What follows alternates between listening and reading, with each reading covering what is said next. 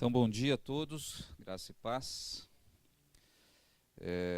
Eu quero começar lendo um texto bíblico, lá em Marcos capítulo 1. Você já pode abrir lá para Marcos capítulo 1. Eu espero que os irmãos tenham descansado bastante aí no período de férias. Chegado com a cabeça bem fresca aqui para fazer o nosso exame, bem relaxado.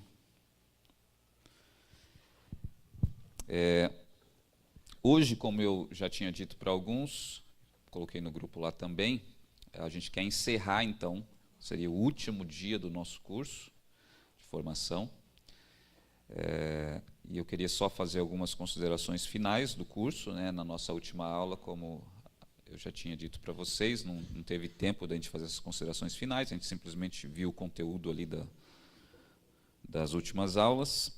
E hoje eu quero fazer então as considerações finais e também já dar alguns avisos, alguns encaminhamentos para o próximo módulo, só para os irmãos já ficarem cientes do que vai acontecer, tá? Antes de eu fazer essas considerações finais, eu queria só também dar alguns avisos. O Júnior já falou ali rapidamente. Hoje nós retornamos então às nossas atividades normais aos domingos pela manhã, né, a Escola Bíblica Dominical. A gente separou hoje para encerrar o curso de formação, os irmãos que estão participando fazerem o exame. E a partir do domingo que vem, já é completamente normal a Escola Bíblica Dominical. Nós fizemos uma reunião de organização desse ano da Escola Bíblica, não só para esse ano, mas a organização mesmo futura da igreja, nessa parte de ensino. Então já temos vários irmãos que se propuseram a ajudar nessa parte da Escola Bíblica Dominical. Então nós começamos um trabalho de organização. Então, só para os irmãos saberem, durante esse ano nós vamos colocar em prática vários planejamentos, vários planos nessa parte de ensino e Escola Bíblica Dominical. Tá? A nossa equipe aí que a gente está formando vai sentar, fazer algumas reuniões ao longo do ano, colocar algumas ideias, algumas dificuldades para a gente começar a planejar a Escola Bíblica. Então, se você tem interesse em participar domingo pela manhã, a gente vai ter novidades esse ano na programação e organização da Escola Bíblica, então. Tá? Então, esse é um aviso que, se os irmãos quiserem mesmo, aqueles que estão participando do curso, quiserem continuar, vindo aos domingos de manhã, obviamente, é altamente recomendável que você faça isso. Tá? A gente pretende fazer classes de adolescentes, de jovens, de crianças, de adultos, né? Improvisar aqui, porque não temos tanto espaço, mas vamos improvisar e fazer acontecer. Tá? Outro aviso aqui, agora só para o pessoal do curso mesmo, as folhas de atividades, elas vão ser entregues, não agora, não precisa ser entregue agora, nas próximas semanas, sim, mas eu não estou recolhendo ainda porque faltou a segunda aula que eu fiquei de gravar para vocês assistirem em casa. Tá? Eu estou ciente disso, né? Eu falei para vocês que eu tive um começo de ano meio tumultuado, né? Até para fazer esse exame de vocês hoje foi complicado achar onde estava o computador, né? Lá na minha casa. Eu fiquei talvez 1 hora e pouco procurando esse computador, até eu achar ele, montar. Então foi bem complicado. Então não tinha como eu gravar essa aula mesmo, né? Não tinha acesso a nada das minhas coisas. Então eu vou fazer isso agora, mando para vocês. Aí sim, depois que vocês assistirem essa aula, escreve a palavra-chave lá na folhinha, vou deixar as folhas disponíveis hoje de noite também, e aí vocês podem entregar. Quem for terminando já vai entregando. Tá? Eu não vou definir um prazo final, tem que entregar até tal dia, mas já vai entregando à medida que você for terminando. Tá? Então, sobre as folhas isso. E, como eu disse, reforçando também, está liberado para, se alguém tiver alguma dúvida sobre questões das folhas de atividades, pode perguntar no grupo agora não tem mais problema. Tá? Se acha que não sabe, tem certeza se está certo ou não, pergunta lá no grupo, alguém vai responder com certeza. Se ninguém responder, eu respondo. Tá? Tiro as dúvidas que vocês tiverem. Tá? Então, pode fazer isso, não tem problema. Tá? Bom, Vamos fazer a leitura, então, antes de eu partir para essas considerações finais. Esse testezinho, esse exame, vai ser no finalzinho, tá? Cerca de 20 minutos para fazer, são 10 questõezinhas simples, tá? Não precisa se assustar com isso aqui, de marcar X, tá? E aí, se alguém, eventualmente, não quiser fazer hoje, quando chegar no momento do curso, pode estar dispensado para ir embora, tá? E se alguém também não faz parte do curso aqui, também, quando chegar o momento do teste, pode ir embora, mas pode participar normalmente agora com a gente até o momento do teste. Tá, vamos ler ali Marcos capítulo 1, versículo 16 a 20. Todos acharam aí? Marcos 1, 16 a 20. Veja o que diz. E andando junto ao mar da Galileia, viu Simão e André, Jesus viu Simão e André, seu irmão, que lançavam a rede ao mar, pois eram pescadores. E Jesus lhes disse: Vinde após mim, e eu farei que sejais pescadores de homens. E deixando logo as suas redes, o seguiram. E passando dali um pouco adiante, viu Tiago, filho de Zebedeu, e João, seu irmão, que estavam no barco consertando as redes, e logo o chamou. E eles, deixando o seu pai Zebedeu no barco com os empregados, foram após ele. Vamos orar. Pai, te agradecemos pela tua palavra e te pedimos agora a tua ministração, a tua orientação para essa última aula do nosso curso. O Senhor nos ajudou, nos abençoou até aqui, e eu te peço que o Senhor também nos oriente nessa conclusão. É o que nós oramos em nome de Jesus. Amém. Irmãos, nós vimos lá no início que o objetivo do nosso curso era preparar, ou nos preparar para a nossa missão como cristãos. Esse foi o objetivo do nosso curso nos últimos 3, quase 4 meses que nós iniciamos. E o tema básico que nosso ponto de partida, foi esse tema aqui de Marcos capítulo 1, o tema que eu chamei o tema do seguimento, o tema de seguir a Jesus. E nós vimos e comentamos a respeito disso, acho que talvez não no curso, mas nas pregações que eu fiz antes da gente começar o curso, que muitos, a Bíblia diz lá, o Evangelho de João, creram, mas não seguiram a Jesus. E não seguiram, você vai começar a estudar os evangelhos, você vai ver que não seguiram, porque simplesmente o que Jesus pregava, o evangelho, era importante para eles, mas não era a prioridade. Simples. Um tinha que enterrar o pai, o outro tinha que cuidar dos negócios, o outro tinha assuntos, tinha que casar, tinha que fazer isso e aquilo, então não era a prioridade. Então eles creram, observaram Jesus de longe, mas não se envolveram, não seguiram. E o curso aqui, ou naquele momento ainda, quando nós estávamos falando a respeito disso, de seguir a Jesus, nós vimos que seguir a Jesus, sobretudo, é um projeto de se envolver na preparação para uma missão.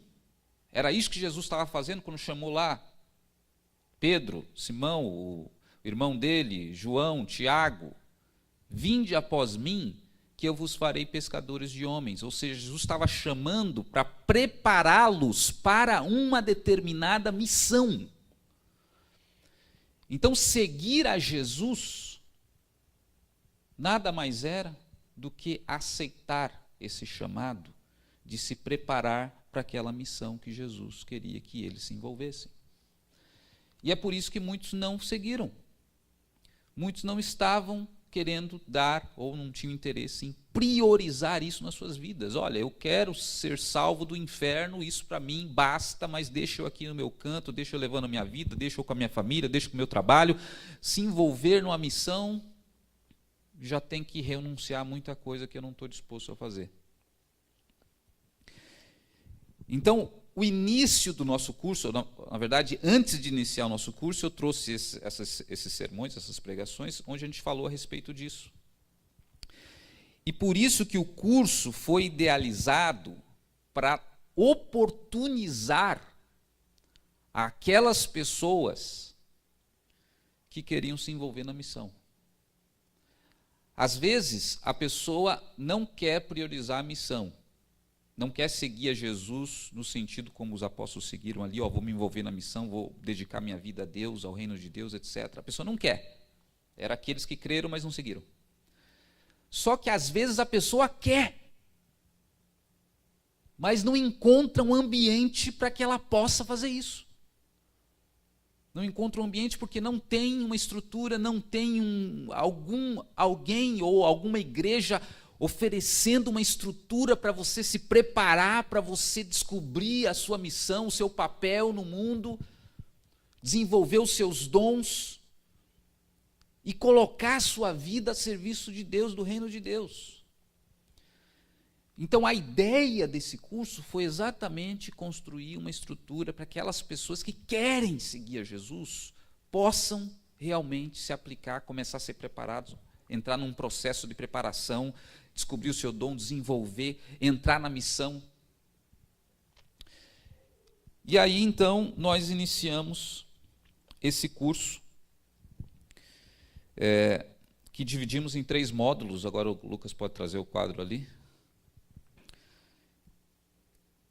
Que basicamente os 3 módulos, está ali no quadro, vocês já vão ver, mas vocês lembram, o primeiro módulo era esse que nós fizemos agora.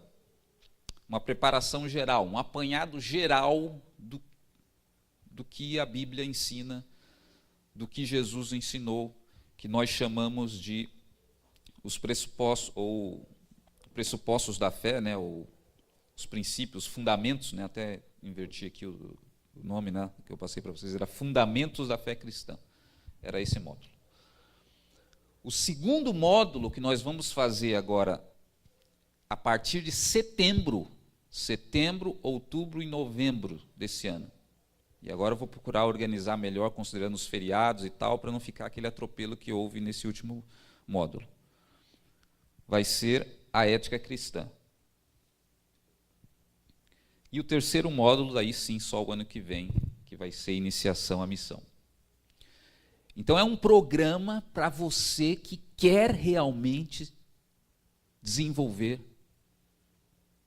ingressar nessa questão da missão na sua vida, levar a sério isso realmente, seguir a Jesus como esses homens que nós lemos ali seguiram. E agora, concluindo esse primeiro módulo que nós fizemos ali, Fundamentos da Fé Cristã, basicamente, o objetivo desse módulo que nós fizemos era desenvolver o tema da conversão e os primeiros passos após a conversão.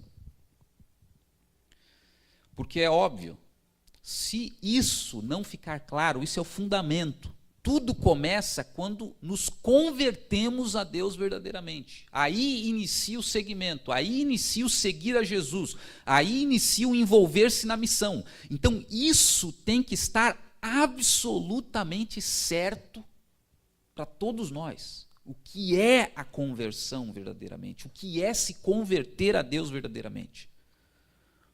Estabelecido isso, aí a gente pode seguir adiante. Tá, isso eu estou fazendo questão de enfatizar, porque muitas vezes é o problema. A pessoa quer se envolver, às vezes, na missão, na igreja, um monte de coisa, mas a base, ela não tem. Se perguntar para ela o que é a conversão, o que é o arrependimento, o que é a salvação, o que Jesus veio fazer, ela não sabe. Como esperar que alguém se envolva numa missão que ela não sabe nem quais são as bases, os fundamentos elementares? Então, para a gente que quer se envolver na missão, a gente tem que ter claro os fundamentos e o fundamento principal, que é a própria conversão, é o momento quando ocorre essa virada na nossa vida e que nós passamos a seguir a Jesus. Então, por isso que nesse primeiro módulo, o objetivo era desenvolver, fundamentar bem essa questão da conversão. E aí nós já falamos a respeito disso bastante, fazendo um resumo aqui, super resumo, resumo do resumo do resumo. Uma conversão, falando no sentido geral, é uma mudança radical na orientação da vida de uma pessoa. A gente não precisa falar em conversão somente do ponto de vista religioso. Por exemplo, já ouviu falar em vegetariano? Em vegano? Vegetariano é o que não come carne, né? O vegano, ele já não come nem carne, nem nada de origem animal. Ele é mais radical ainda. Por exemplo, o ovo ele não come também, tem origem animal. Óleo que tem origem animal não come. Agora veja, para uma pessoa se transformar num vegetariano ou num vegano, ele tem que passar por um processo de conversão.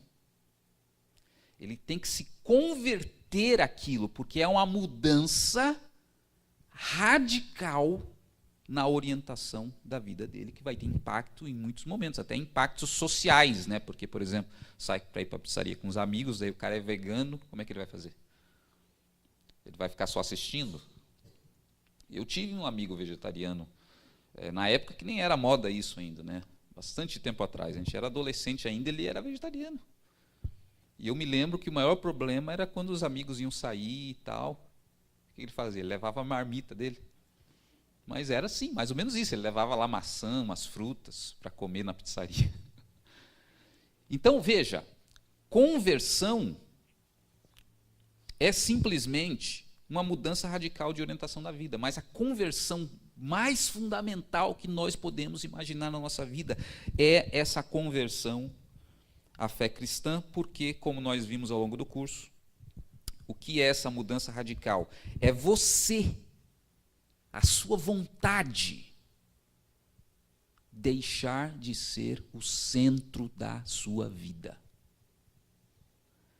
A conversão cristã que nós falamos no curso e que se fala tanto é você, ou a sua vontade, deixar de ser o centro da sua vida e Deus passar a ser o centro da sua vida, a vontade de Deus passar a ser o centro da sua vida. Isso é uma mudança radical na orientação da sua vida, que vai ter consequências em todas as áreas, no trabalho, em casa, na família, nos seus relacionamentos, em todas as áreas da sua vida. Até na maneira como você se veste, como você come, o que você come, tudo que você pode imaginar.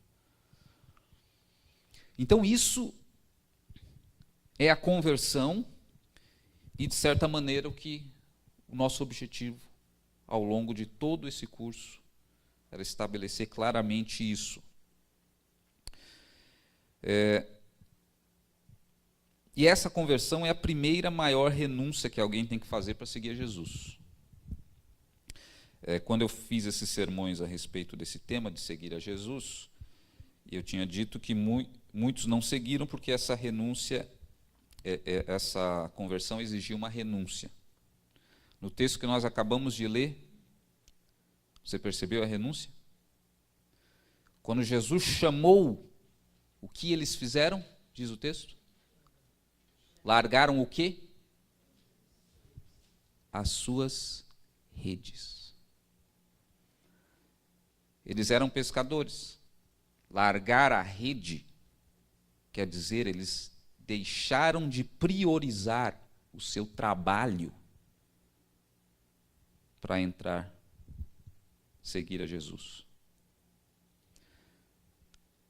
Rede pode ser o trabalho, mas pode ser qualquer outra coisa que te prende, que te amarra, que te impede de seguir a Jesus, se envolver no projeto. E, metaforicamente falando, nós temos muitas redes na nossa vida que impedem da gente se envolver na missão que Deus idealizou para todos nós. E por isso, o texto ali diz que eles deixaram as suas redes para seguir a Jesus. Então, há uma renúncia. E eu disse também, quando a gente estava falando sobre isso, que muitos até seguiram a Jesus inicialmente. Mas depois, ao longo da caminhada, eles desistiram. E por que isso? Porque o primeiro teste da prioridade da pessoa é no momento que Jesus chama ela ali. É um teste. Venham após mim e eu vos farei pescadores de homens. Aí a pessoa tem que avaliar e ver se vai dar prioridade ao chamado, dar prioridade ao trabalho, à família. É o primeiro teste. Mas depois que a pessoa aceita, beleza, vamos lá. Começa a caminhada. Aí que vem os testes mais difíceis. Porque é aí que a prioridade dela vai ser testada mesmo. Se aquilo realmente é a prioridade na caminhada. E é por isso que foi depois que Jesus chamou, tinha uma multidão. E depois que eles foram na caminhada, na missão, na preparação, foi esvaziando. As pessoas foram indo embora. Até chegar ao ponto de Jesus se voltar para os 12 e falar assim: vocês também vão embora? Porque ao longo da caminhada, as pessoas vão tendo as suas prioridades testadas e elas vão fazendo as suas escolhas. O que é mais importante na vida? Eu posso até de um rompante, na emoção, falar: não, eu vou. Mas se é um rompante, se é uma emoção, a pessoa vai os primeiros passos. Mas depois vai ser testada de novo, de novo, de novo, de novo. Se foi só emoção, se foi só um rompante, a pessoa não vai para frente. Ela começa e ela abandona. Um exemplo dessa prioridade é o nosso curso. E eu já tinha dito isso para vocês. Eu disse que depois que eu fiz esses sermões, eu fiz esse apelo para as pessoas que queriam colocar a missão como prioridade nas suas vidas, que ia ser oportunizado esse curso. E aí, primeiro, já não são todos que aceitam. Entende? Tem muita gente na igreja, tem muita gente sentada ouvindo os sermões, tem muita gente ali observador. Aí você fala: vamos traçar uma linha agora. E aqueles que querem seguir a Jesus, vamos nos envolver num projeto de formação. Quantos aparecem? Você já pode pensar em pelo menos metade que vão aparecer, ou menos. Porque é o primeiro teste da prioridade. Quando Jesus fala: vem e me segue, metade já fica para fora. São aqueles que creram, mas não seguiram. Só que na caminhada, aqueles que chegam na caminhada, o que acontece? As prioridades começam a ser testadas. E aí veja, eu não estou falando nada novo aqui, porque lá no início eu falei: as prioridades de vocês vão ser testadas e você vai ter que fazer a escolha. E aí eu fiz uma estatística aqui desse curso, agora com todas as aulas completas. Houve 41 pessoas que ingressaram no curso. Então, que já é mais ou menos, digamos, metade dos membros da igreja, talvez. Quantas concluíram, ou quantas têm pelo menos as frequências ali para concluir? 24. Praticamente a metade, vamos aproximar. Então veja, daqueles que começaram a caminhada, 50% desistiram, abandonaram. Por quê? Porque as prioridades são testadas. E a pessoa vai fazendo suas escolhas. É claro que vai haver todo tipo de desculpa, como houve na época de Jesus. Você acha que não é uma boa desculpa falar: não, mas eu tenho que enterrar meu pai está velhinho, eu tenho que cuidar dele? É uma desculpa que Eu não contestaria, acho que nem Jesus contestou. Não, ele contestou sim, ele falou, deixa os mortos enterrar os seus mortos. Porque sempre vai haver desculpas. Sempre vai haver situações urgentes. Sempre. E sabe de uma coisa? Sempre que você fizer um propósito, pode ter certeza que vai aparecer situações urgentes em todo lado para você resolver. Mas sabe de uma coisa, se a gente parar para analisar os números frios, quantas horas de curso nós tivemos nesse primeiro módulo? Foram 12 horas. No frigir dos ovos, foram 12 dias somente de curso. Não foi nem 3 meses, 4 meses, 12 dias, porque era só um dia por semana. Sabe qual é o curso, sei lá, do Senai mais básico, auxiliar do auxiliar do auxiliar? 90 horas. Ali no supletivo onde eu dou aula, as disciplinas menores, sabe, no supletivo, que é rapidinho, para terminar rápido, sabe quantas horas? Uma disciplinazinha pequena? 32 horas. Eu estou falando aqui de 12 horas. Então veja, agora eu vou confessar algumas coisas para vocês, não fiquem bravos comigo, tá? Que são aquelas estratégias de professor, né? O verdadeiro teste não era essas atividades que vocês estavam levando para casa. Eu confesso que eu estava meio que enganando vocês. O verdadeiro teste não vai ser nem esse exame aqui que vocês estão preocupados em fazer. Não é esse teste. Isso aqui eu estava só levando vocês ali. O verdadeiro teste é você conseguir se comprometer com Deus durante 12 dias só.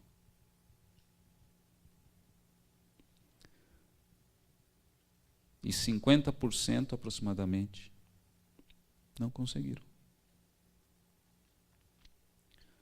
12 dias de comprometimento com Deus. Então, vocês que estão aqui, vocês já passaram no teste principal, que é o que interessa para Deus. Que não são as atividades que vocês tinham que escrever lá. Tem gente que desistiu por isso, eu sei. E eu não podia falar, né?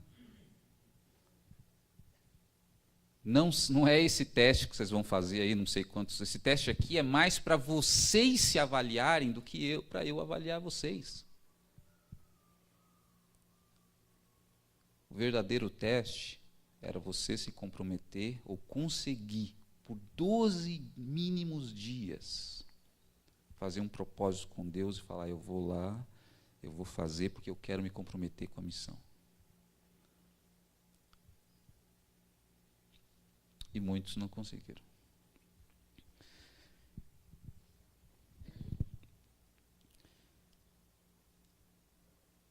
Dizer que é seguidor, irmãos, todo mundo pode dizer. Seguir mesmo, são poucos que seguem.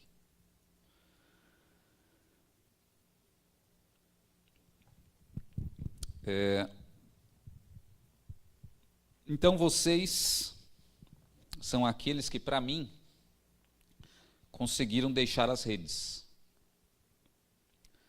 Pelo menos por um momento, por aqueles meses, por esses 12 dias, vocês conseguiram largar as redes para se dedicar um pouco a essa missão.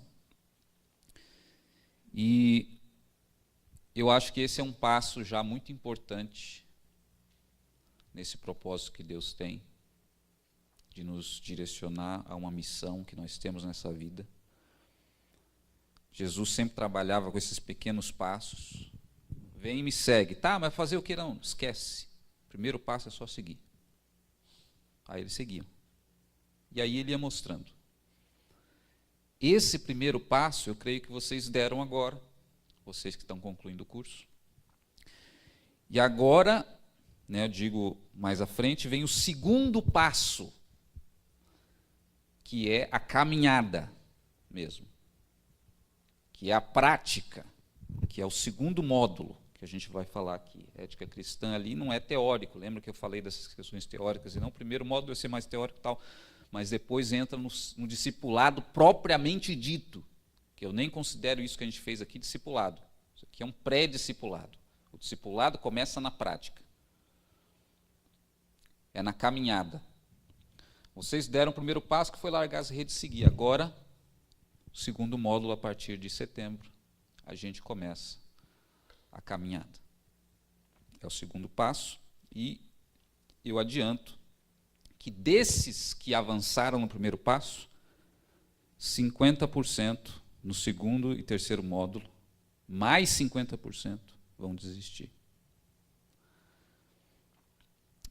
Você pode perguntar, mas você está se baseando nessa estatística no quê? Estou me baseando nessa estatística na parábola do semeador. Jesus disse que o semeador jogou a semente. Quantos por cento caiu em terra boa e germinou? 4 terrenos, 4 sementes, 1/4, 25%. Então, quando alguém me pergunta, Ricardo, mas tem gente desistindo, eu pergunto, mas não era para desistir? Claro que é para desistir. Porque qualquer momento que você jogar semente, vai cair 1/4 em terra boa. Essa é a estatística que Jesus já tinha feito lá no Evangelho. Ele já sabia, ele estava ensinando essa parábola, principalmente para os apóstolos. Olha, é assim que funciona. Você não tem que ficar desanimado quando você fala para 4 pessoas e só uma permanece. Essa é a estatística. Eu não estou nem um pouco preocupado com as pessoas que desistem. Eu estou preocupado com aquelas que eu sei que vão continuar, porque sempre tem a terra boa no meio. Então, vão continuar desistindo pessoas? Vão. E daí? Eu estou focando, como eu sempre costumo dizer para as pessoas, na igreja que está na igreja. Na igreja com I maiúsculo que está dentro da igreja com I minúsculo. Porque não é porque tem um amontoado de pessoas que nós temos uma igreja. Nós temos seguidores. Os seguidores são a igreja com I maiúsculo que está dentro da igreja com I minúsculo. Que é essa estrutura, essa instituição. E esses sempre vão ter. E era esses que Jesus estava focando. E por isso ele ensinou, quando jogar semente, 25% só vai dar fruto. E você está focado nisso. Teu trabalho se fundamenta nisso. Então, no segundo módulo, você vai ser testado de novo. Você vai ser testado para ingressar, para começar, e você vai ser testado para continuar. Mas lembre, isso é um teste. Se você consegue agora mais 12 dias se dedicar à preparação para a sua missão, se envolver na missão. Bom, então antes da gente passar para o exame, né, que agora você já sabe que não é exatamente o teste principal de vocês, alguns assuntos que faltaram. Né? Eu falei para vocês que o tema principal era da conversão, mas tinha alguns outros assuntos, relembrando aqui a parte da pós-conversão, que eu falei que eu ia comentar a respeito, primeiro, das disciplinas espirituais do convertido, e da comunidade dos convertidos. Então, vou falar rapidamente a respeito disso. Eu preferi editar essa parte que falava mais sobre isso e falar mais da conversão. Né? Foi uma decisão que eu tive que fazer no meio, mas pelo menos eu vou comentar rapidamente. Então, a respeito disso. Antes de entrar nisso, eu queria só fazer uma pergunta. Quantos fizeram aquela última atividade que era para você ir lá no seu quarto, fazer uma oração de conversão, ou pelo menos uma renovação dos votos da conversão, que valia até mais pontos do que as outras? Quantos aqui fizeram, conseguiram fazer? Eu acho que era da aula 10 essa atividade, né? não sei se era 10 mesmo, né? Era, né? Só 3 pessoas conseguiram fazer? Tá. Então eu insisto com vocês que não fizeram ainda. Irmão, fez também? Tá. Alguns irmãos fizeram. Que é, eu insisto por quê? Porque essa, basicamente, desse módulo, era a atividade prática que você tinha. Ou seja, você pode, o de mais importante que você podia fazer nesse módulo inteiro era isso, que é a parte prática, que era você, a partir do conhecimento todo que a gente desenvolveu ao longo desse curso, você ir no seu quarto, fechar o seu olho e fazer uma oração de conversão ou renovando os seus votos de conversão, ou seja, a partir do entendimento do que é a conversão, é você colocar Deus no centro da sua vida, tá? Você falar isso para Deus, você dizer para Ele que você quer fazer isso, que você quer renovar, que você quer ter Ele como o objetivo máximo da sua vida. A vontade dEle é o que realmente te interessa na sua vida. Você ter esse momento. Então eu insisto para vocês não deixarem de fazer essa atividade. Tá? Mas eu estou perguntando isso principalmente porque vamos assumir que todos já fizeram isso. E aí vem a pergunta, né? Tá, ok, eu me converti, sou convertido, e daí? E agora? O que vem depois disso? Primeiro, você deixou de ser pecador porque você se converteu? Sim ou não? Não, você continua sendo pecador. O trabalho do Espírito Santo de regeneração, no momento que você se converteu, o processo de regeneração e santificação do Espírito Santo na sua vida já está completo? Não. Então veja que tem um depois da conversão. Agora, na verdade, depois que você se converte, é que você abre a porta para que Deus comece a trabalhar na sua vida e trabalhar o seu caráter. Então, bem dizer, depois da conversão é que começa o processo de transformação do seu caráter. Então, e aí o interessante é o seguinte, você não vai conseguir transformar o seu caráter sozinho. Por outro lado, Deus não vai transformar o seu caráter sozinho também. A transformação do caráter é uma atividade que Deus faz junto conosco. É igual o pai e o filho. O pai quer que o filho aprenda alguma coisa, mas ele não larga o filho pequeno lá para fazer tudo sozinho. Mas se o pai chegar lá e fizer tudo para o filho vai aprender alguma coisa? Não. Então o pai, para ensinar o filho, ele faz junto com o filho. Filho, pega aquele prego para mim. Aí o filho vai lá e pega.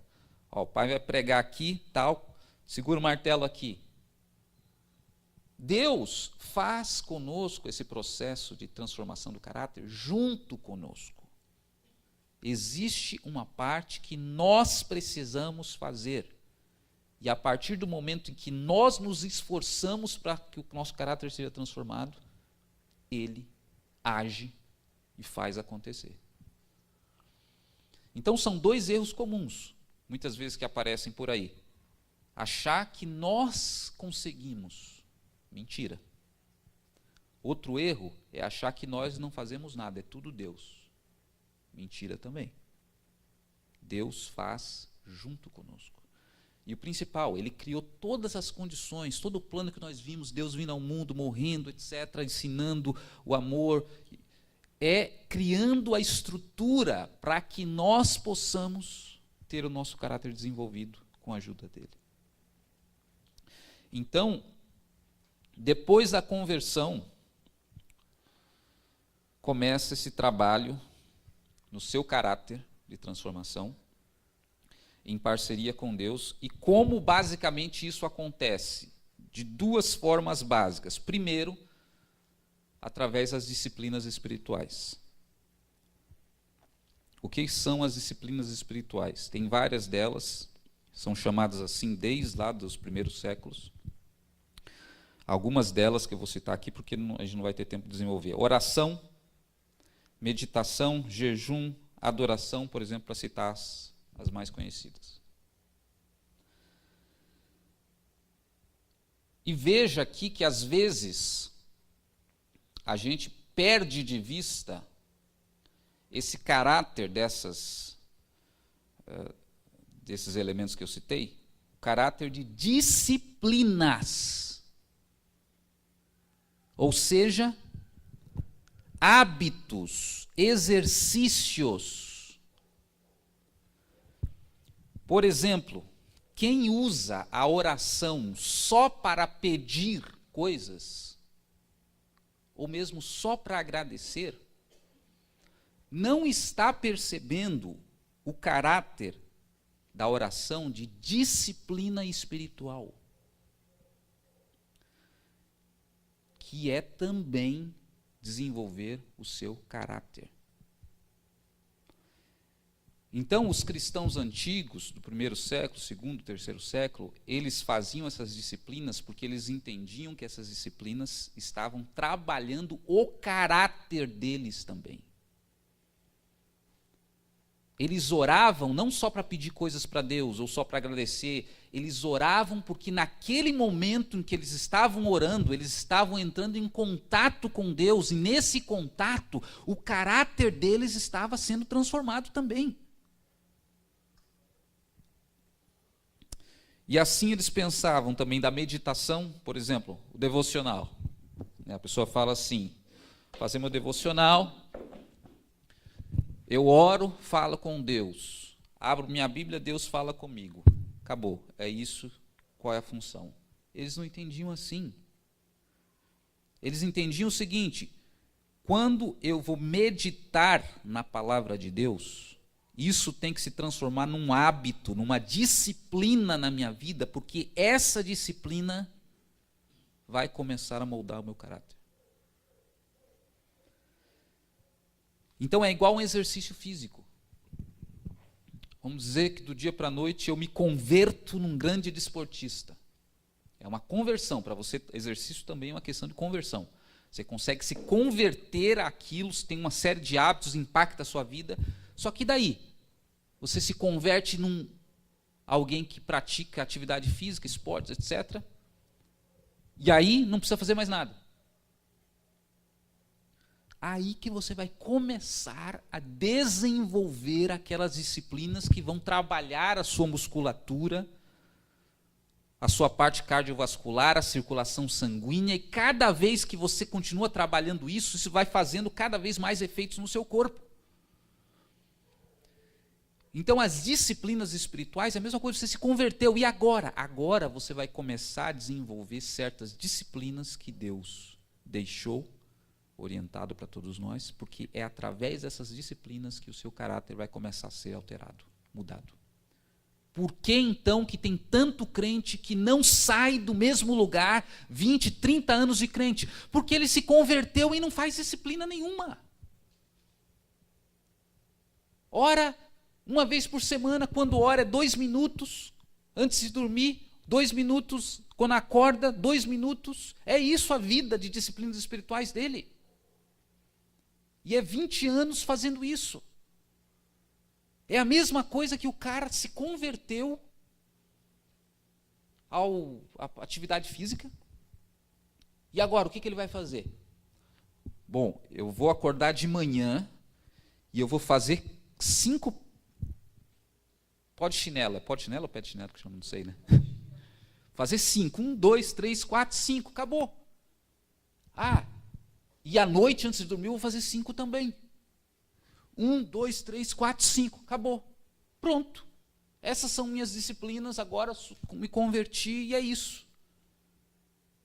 Você acha que ao longo de 10 anos, 20 anos, isso vai fazer alguma diferença na vida dele? No começo, talvez nas primeiras semanas faça. Mas depois estabilizou.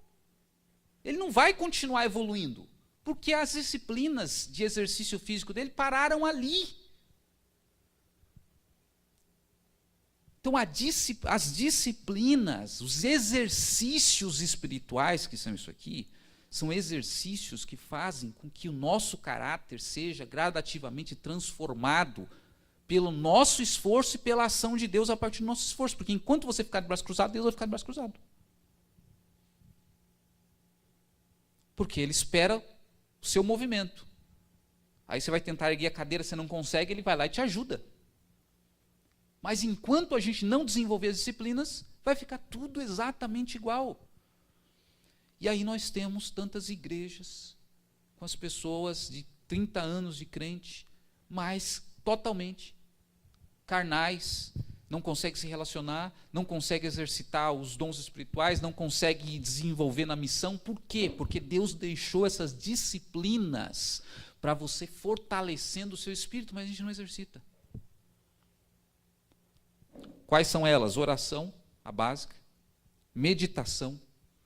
Quando a gente senta, vai meditar na palavra de Deus. E esse processo de meditação tem que se aperfeiçoar e se aprofundar ao longo do tempo. Não é simplesmente aqueles 5 minutinhos lá de pó de chinelo e o resto da vida fazendo esses 5 minutinhos de pó de chinelo.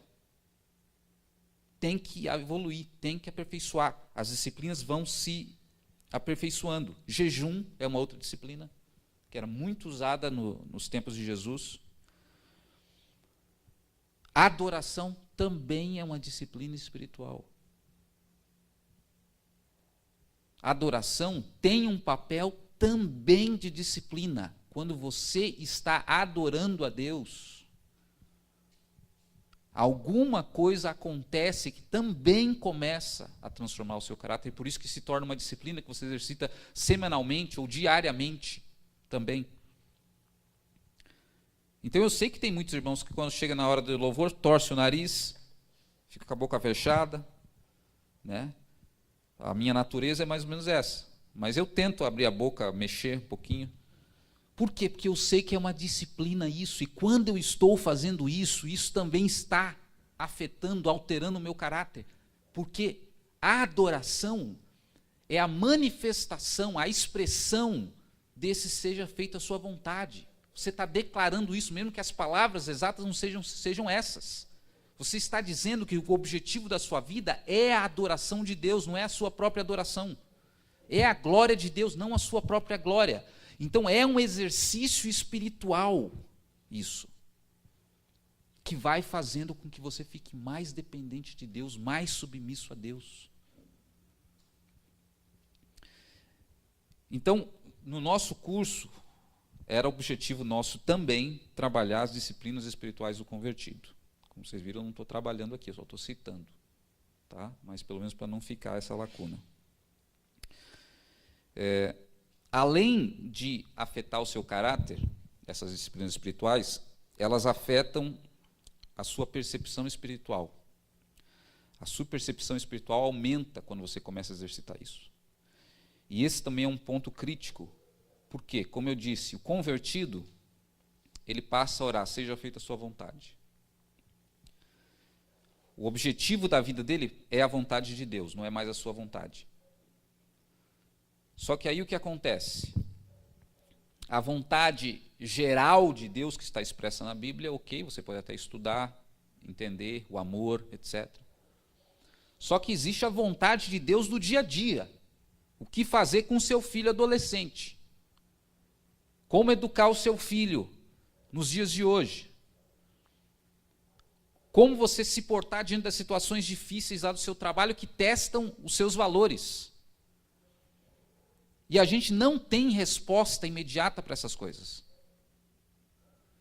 Então, quando nós falamos de a vontade de Deus ser a nossa referência absoluta, o nosso centro da nossa vida, a gente tem que saber qual é a vontade de Deus em todos esses aspectos para saber tomar as decisões da vida. Só que tem um detalhe. Se você não exercita essas disciplinas espirituais, amigo, você não vai conseguir discernir a vontade de Deus. Você pode ter certeza disso. Você não vai. E você sabe disso, porque quando você está bem espiritualmente, você enxerga as coisas claramente. Você enxerga claramente que você não deve fazer aquilo, ou que você deve fazer aquilo. Quando você está mal espiritualmente, ou seja, você não está desenvolvendo as disciplinas adequadamente durante um tempo, você perde esse discernimento. E aí você acha que está fazendo o certo. E lá na frente você vai fazer, mas não devia ter feito isso. Eu errei. Só que às vezes o estrago está feito. Então, ao longo da sua vida, você tem que tomar inúmeras decisões como essas. E você precisa saber a vontade de Deus. Mas se você não está exercitando as disciplinas espirituais, você simplesmente não consegue discernir. Porque não pense que o diabo se apresenta para você com um rabinho e 2 chifrinhos na cabeça.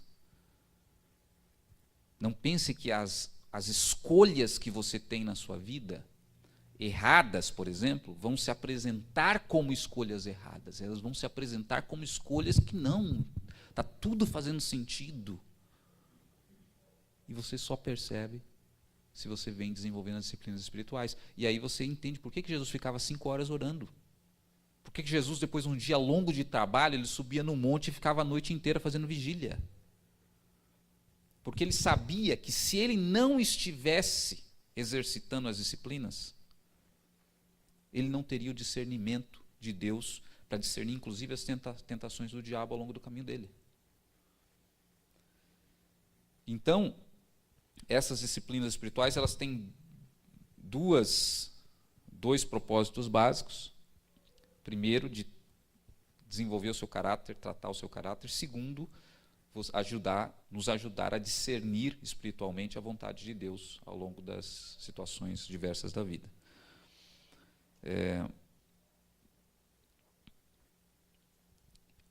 Sobre a comunidade dos convertidos, que era o outro tópico que faltou, comunidade dos convertidos é a igreja.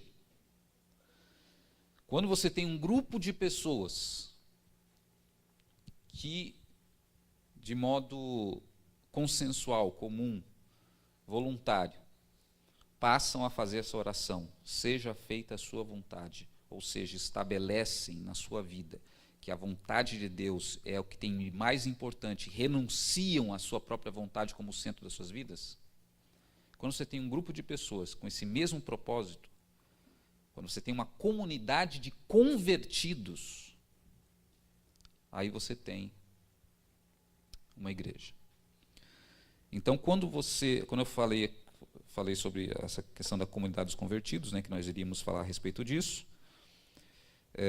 estamos falando da igreja. E muitos não compreendem também o papel da igreja como também contribuindo nessa questão do desenvolvimento do nosso caráter.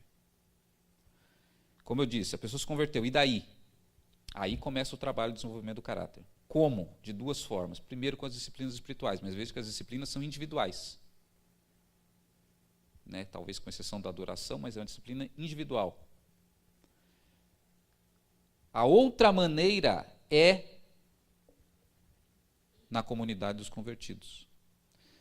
E veja, aqui eu não estou escutando um sermão de domingo. O sermão talvez contribua 10%, se for muito, para esse desenvolvimento do caráter.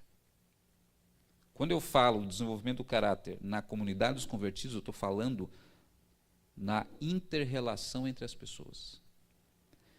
É convivendo com essas pessoas aqui, interagindo com elas, com outros convertidos, que você vai desenvolver o caráter do convertido.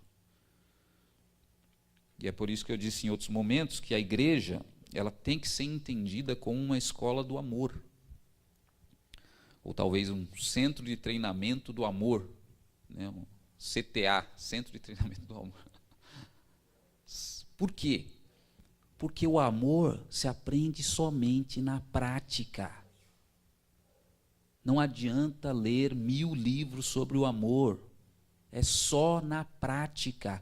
E a prática do amor é com outras pessoas. Então veja que tem um entendimento, às vezes errado. Eu já ouvi pessoas, crentes até, dizendo o seguinte: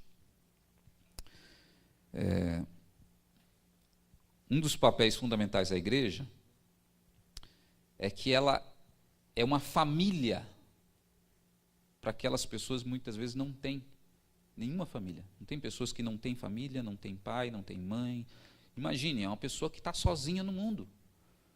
E a igreja é uma família para essas pessoas.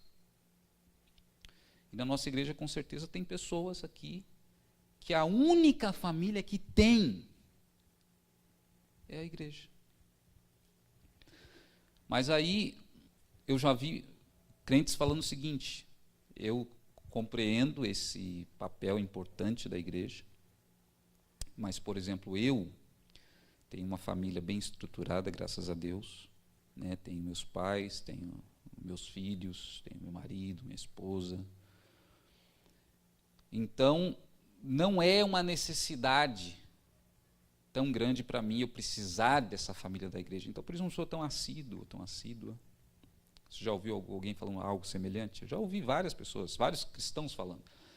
Eu não venho muito na igreja porque eu sei que tem pessoas que precisam dessa família, mas não é o meu caso. E o que essa pessoa não está percebendo de fundamental? Que a igreja não é só um lugar onde aqueles que não têm família encontram uma família. A igreja é um lugar onde você que tem a sua família pode ser família para outros que não têm.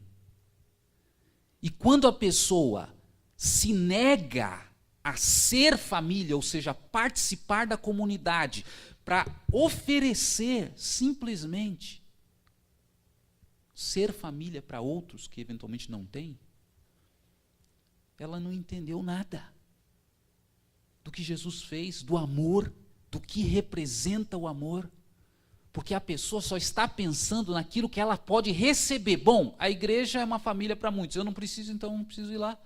Ela não está querendo doar nada. Então a pessoa não entendeu que a igreja, ela não só é família para aqueles, não é uma oportunidade de ser uma família para aqueles que não têm, mas ela é uma oportunidade de você se oferecer como família para outros. E é nesse sentido que eu estou falando, a igreja é uma escola do amor. Você vai desenvolver o amor nessa comunidade, você vai ser testado aqui, você vai desenvolver a paciência e vários outros frutos aqui. E, portanto, depois da conversão, quais são as primeiras coisas que tem que começar a acontecer? As disciplinas espirituais. E, segundo lugar, ingressar na comunidade. E se você não faz isso, você vai ficar naquele nível exato. Naquele nível. E pior, você não vai continuar naquele nível, estagnado. Você vai começar a regredir naquilo que você já tinha avançado. Porque você não começou esse treinamento, esse processo de trabalho do seu caráter. Ok, então era isso que faltava. Tinha mais um comentário aqui, mas isso aqui pode ficar para o próximo módulo. Vamos passar para a parte do exame. Se alguém não quiser, mesmo depois de tudo que eu falei, não quiser fazer ainda, aí está dispensado, pode seguir o seu caminho. Se alguém não fazia parte do curso, também está dispensado, se quiser ir embora, mas se quiser fazer também pode fazer, não tem problema, né? E eu vou passar para a parte então do exame. Vamos só fazer uma oração então para concluir, e quem quiser ir embora está dispensado daí. Pai, nós te agradecemos por esse tempo de reflexão, de meditação à sua palavra. Nós te pedimos que essas palavras e esse curso também, os conteúdos que foram ministrados, possam ficar no nosso coração, possam germinar, possam dar fruto. E nos ajuda a reconhecer os testes que nós passamos, as prioridades nossas que são testadas, nos ajuda a perceber isso e nos ajuda a escolher o Senhor. Que nada, nenhuma atividade na nossa vida possa roubar o foco maior que deve ter o Senhor e a sua vontade na nossa vida. Nós te agradecemos por esse tempo todo, por esse curso que nós tivemos até aqui. E te pedimos pelo próximo módulo, no segundo semestre, que também o Senhor prepare todas as coisas. É o que nós oramos em nome de Jesus. Amém.